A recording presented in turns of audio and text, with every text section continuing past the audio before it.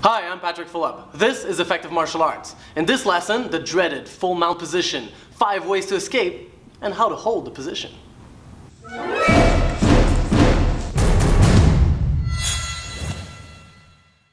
Alright, full mount position. First off, from the top. If you manage to secure this position, you want to stay here, create some damage, and finish the fight.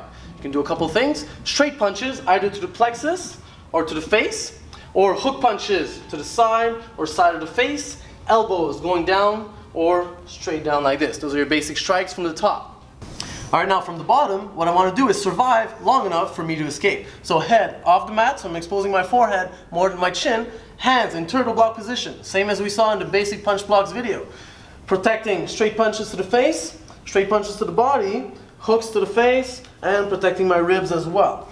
What I want to do as well at the same time is to keep my elbows on her knees, pushing her down to maintain her position on my hips. If I don't do that, she's going to slide up to the high mount position, which is even worse for me because now my face is straight below her and she can create a lot of damage. So my elbows are constantly pushing her down so she stays low on my hips, and here I have the opportunity to bridge to take her away or stability. So I always want to be bucking as well so that she's unstable and can't strike as hard.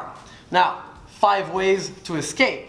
Escape number 1, the bridge and roll escape. So, very simple. I'm going to start by locking her ankle with my foot on one side and then trap the arm on the same side. A couple ways I can do that. She's punching, I block, wrap my hand around, grab her triceps, then put her hand underneath my armpit.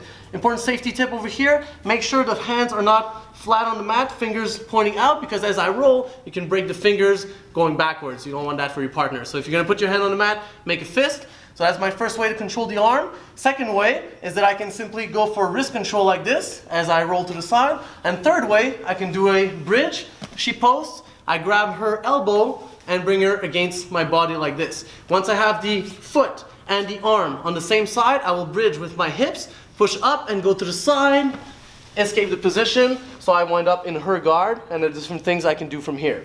Escape number 2 is the bridge and shrimp escape. Now the easiest way to do this one, I'm also going to bridge for her to post her hands, boom, and then as soon as that happens, I'm going to put both hands on one leg on the same side, extend my leg on that side, then shrimp out, getting my knee in to wrap that leg, and then repeat the procedure on the other side until I recover guard, and then there's different things I can do from here. I'm going to see that in the guard video.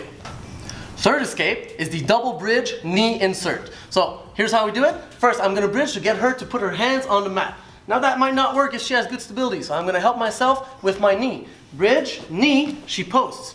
Right when that happens, I put both hands on her hips, fingers pointing out. I'm going to lift her up using my hips, not bench pressing, because if somebody's heavier than you, you'll have a lot of trouble doing so. So I lift up with my hips, maintain the position with my hands, bring my hips down. As soon as my hips go down, I get both knees in, and from here I just sit up into the butterfly guard position, and from there there's different options I can do. Now, an interesting variation on the double bridge knee insert is to go only for one knee in. So same beginning, bridge, knee, she posts, hands on hips, create distance. Instead of going for both knees, only one knee in. And there's an opportunity here to finish the fight if you go in knee right in the groin.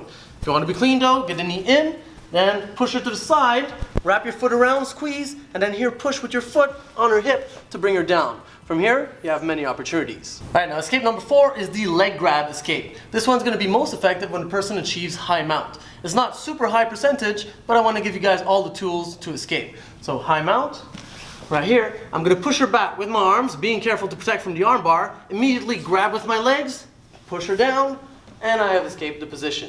Alright, now escape number 5 is the escape to turtle position. This one is a last resort because you're escaping to a little bit better position, but not that much better, and you're still very vulnerable. So only use this one when all else fails. Here's how you do it. You bridge up, turn to your side. Over here, I'm going to flatten out and immediately get my elbows and my knees in to achieve turtle position. What you want to be careful for over here is to not let her get her hooks into your legs. So you want to protect with your elbows and peel them out if they get there so you can effectively escape the turtle position. We'll see the turtle escapes in a future video. Alright, now quick recap. I'll do it alone so you can see a little bit better. So, from the person's in my full mount position, number 1, bridge and roll. Log the foot, log the arm, push with the other hand, bridge and escape with a roll. Number 2, bridge and shrimp. So bridge up, knee if I need to, she posts, both hands on one side, extend that leg, push the knee, shrimp out, and get the knee in, wrap around, do the same thing on the other side, recover guard. Number 3, double bridge knee insert. Bridge, knee, hands on hips, bridge her up, maintain the position, lower my hips, get my knees in, butterfly guard, push forward, sit up.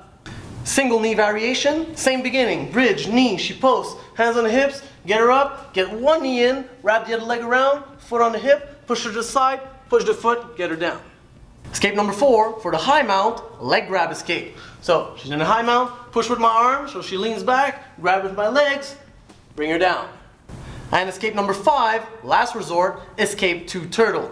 Bridge, turn to my side, flatten out, get the elbows, knees in, turtle position, protect against the hooks. Alright, and lastly, how to stabilize the mount and counter those escapes. If you've managed to achieve this position, you want to stay there and finish the fight. So here's how you do it. 3 ways, simple. 1, post with a hand. 2, post with a foot. Or 3, grab with the legs. So let's say I grab, I go for the bridge and roll escape. She'll get her hand free, post, and then my escape did not work. She can do the same thing with her foot. If I have a strong grip on the hand, bridge, post with the foot, same thing. It doesn't work. And if I want to create distance with the hips, bridge here, if I want to push, she can grab with her legs, and then I can't get that distance to get my knees in. From there, it's going to be a contest on who has the best escapes or the best stabilized position. And that is the basics of the full mount position. 5 ways to escape from the bottom and what to do when you're on top. Now keep in mind, all of those escapes are not 100%. That's why you need a combination of those escapes to be able to get out of the position. Same as with strikes, not all your strikes will land. That's why you have combos to create openings. Same thing on the ground. You're going to try one escape, try it on one side, try it on the other side. Chain those escapes together so you can eventually get out of the position. And from the top, you have to be ready for those escapes so you can stabilize your position and win the fight. And that's the essentials of the full mount position. Leave us a comment if you have any questions or anything to say about this video. Click like if you enjoyed, and subscribe because we got lots of good stuff coming up for you. Till next time, I'm Patrick Phillip. This is Effective Martial Arts. Remember, practice well, safety first, and use these techniques only for self-defense.